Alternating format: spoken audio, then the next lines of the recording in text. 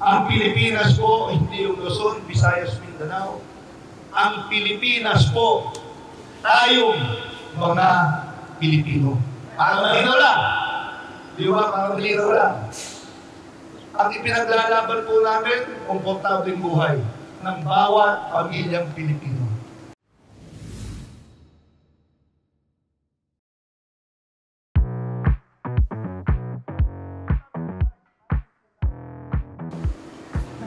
Morning! Una-una, ipapasalamat ako kasi sa oras niyo para mapakilala namin ang party list natin. Aksyon dapat numero 27 is sa balota. Naniniwala ako sa kasabihan na prevention rather than the cure. Ibig sabihin lang yun, wala ka pang sakit, dapat naalagaan ka na. Eh dito, pumapasok ako yung tulong nyo para iluglo kami sa Kongreso. Magandang umaga po sa ating lahat. Ako po si Owen. Isa po sa mga nominees, pero hindi nyo ako makikita. Kasi ako ulit ay hindi naman sa po yung mga nominees. At isa po ako sa mga nominees doon sa nagpapunta sa dulo. Isa pong katanungan, ilan po ang nagtapos ng elementarya sa atin? Ano po? Inyong mga kamay. Okay. Aray. Hindi na nga nahulugan hanggang elementarya lang yan. Ilan po yung ang high school? Yun. Marami. Maaari yung mga nasa elementarya, nakapag high school din. Isa po sa mga plataforma namin ay edukasyon. Hindi na lamang po para sa inyo, o naman pwede pa kayong magtuloy, kundi sa ating mga tao.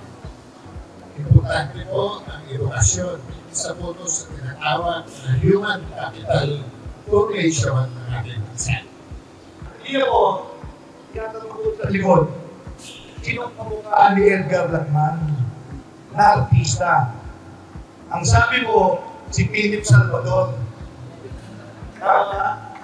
Kaya ang hinahanap si Misail.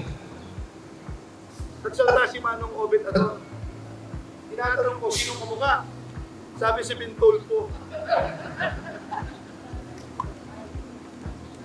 Magandang umaga po sa inyo lahat. Maraming salamat sa pagkakataon ito.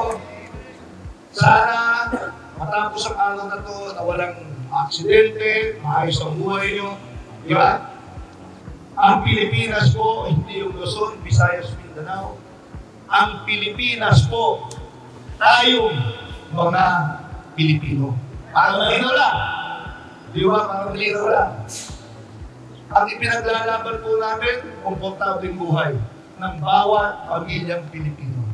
Nakakalungkot ang mong isipin na sa 21 million na pamilya sa Pilipinas, 5 milyong pamilya lamang ang masasabi natin na komportable ang buhay.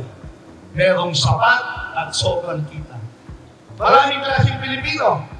Yung mga nagtrabaho sa abroad, yung nagtatrabaho sa abroad, at yung nandito po sa Pilipinas. Yung umalis ng Pilipinas para maghanap ng magandang trabaho, at umasa ng kita. Tayong naiwan dito sa Pilipinas, dito tayo lalaban. Alam nyo ba na sa buong Pilipinas, 6 na milyon ang walang disenteng bahay. Ano ba ginagawa ng mga leader natin? Bakit pinapahirapan yung ating mga kababayan? Imbis na makatipid, dagdag gastos. Di ba? Imbis na makalibre, sisingilin ko ba? Yung ating mga kabundukan, nag-iimbak ng tubig. Factory ho yan ng malinis na hangin. Yung ating mga lupain, yung ating mga karagatan, factory ho yan ng pagkain.